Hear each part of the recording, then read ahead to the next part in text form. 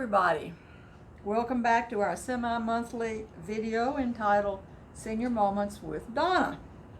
And this is round number 4.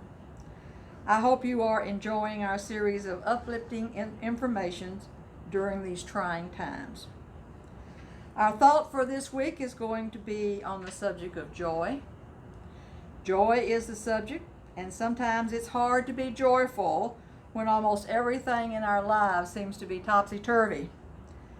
But remember, joy does not simply happen to us. We have to choose joy, and we have to keep choosing it every day. All right, humor. It's pretty easy to be joyful if we can laugh about the situations in our lives and remember that things could always be worse. This week I have chosen 3 jokes that are sure to make you smile. The first is 3 senior pals. 3 seniors are out for a stroll. One of them remarks, "It's windy." Another replies, "No way, it's Thursday." The last one says, "Me too, let's have a soda." All right, number 2 is entitled The Old Days. Grandpa was telling his young son what life was like when he was a boy. In the winter, we would ice skate on our pond. In the summer, we would swim in the pond, and we would pick berries in the woods, and we would just have so much fun. We'd swing on an old tire my dad hung from a tree on a rope. We also had a pony, and we rode it all over the farm.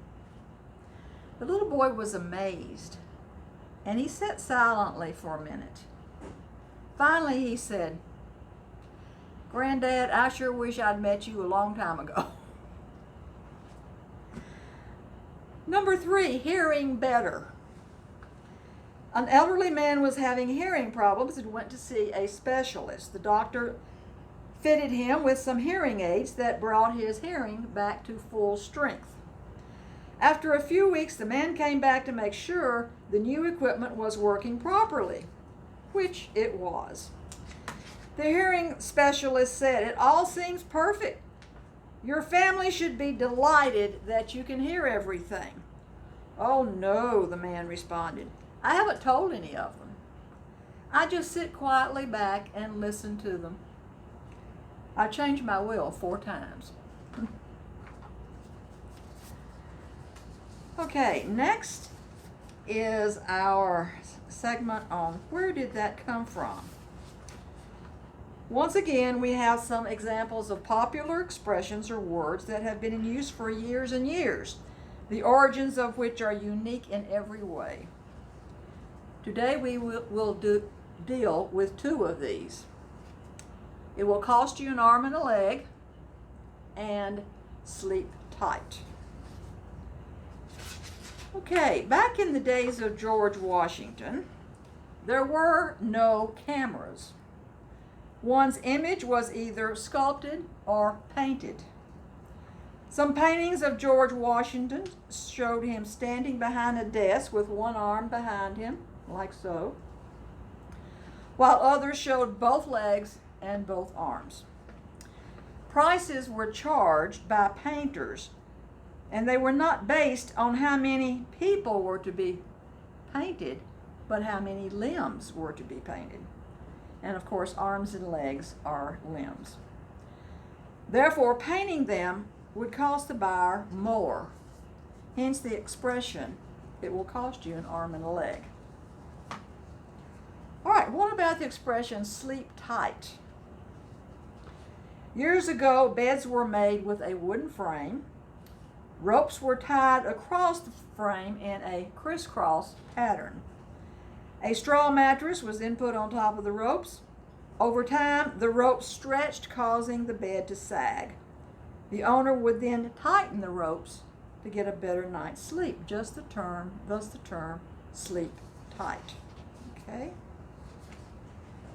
Okay, our next segment is towns with strange names, and we've been doing this for 2 or 3 weeks now. In 1890, the town of Frankenstein, Missouri, was born, if that's a good analogy. Contrary to what you were thinking, it was actually named after Gottfried Franken, who donated the land on which the town is situated. The Stein part was added because the word Stein means rock. Thus, the town was Franken's Rock. All right, how about Boring, Oregon?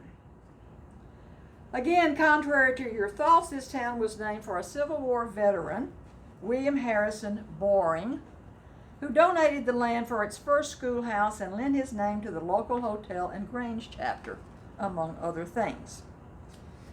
Now, as an example of some of the other strange names, we have a town in Colorado by the name of No Name. We have a town in Georgia by the name of Hope You Like It. Kentucky, Possum Trot. Mississippi, Hot Coffee. Nebraska, Worms.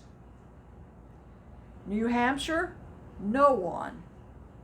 Ohio, Dull. Wisconsin, Embarrass. And then, of course, my all-time favorite, Stinking Creek, Tennessee. Okay. All right, interesting business names. Throughout history, some entrepreneurs have chosen to add a little bit of humor to the process of naming their businesses. There is actually a property maintenance business that goes by the name of Lawn and Order. There's a coffee shop by the name of Deja Brew, and a laundromat by the name of The Found Sock. Okay, a few more interesting ones. How about a florist by the name of Florist Gump? A liquor store by the name of Tequila Mockingbird. A beauty shop, Curl Up and Dye, D-Y-E. Another beauty shop, Sherlock Combs, C-O-M-B-S. And finally, another liquor store, Planet of the Grapes. Okay, so, all right, finally, we will do Who Am I? We do this each time as our grand finale. I am going to read you 5 clues, and you will listen to the clues and make your decision as to who you think this is. And it's always some very, very well-known person from our era. Okay? All righty, are you ready? Clue number 1, she was born on June 1st, 1926 in Los Angeles. Because of her mother's mental health problems, she spent most of her childhood in foster homes and in an orphanage. She never knew her father. Clue number 2, in 1953 she starred in the movie Gentlemen Prefer Blondes. And in 1954 she married Joe DiMaggio. That marriage only lasted 9 months. Clue number 3, tired of bubbly, dumb blonde roles, she moved to New York City in 1956 to study acting with Lee Strasberg. That year she starred in the movie Bus Stop. She received much praise for her performance. Clue number 4. In 1959, she starred in the wildly popular comedy Some Like It Hot with Jack Lemmon and Tony Curtis.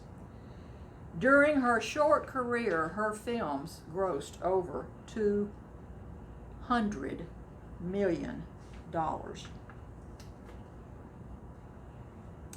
Clue number 5. She died on August 5th, 1962 at the age of 36.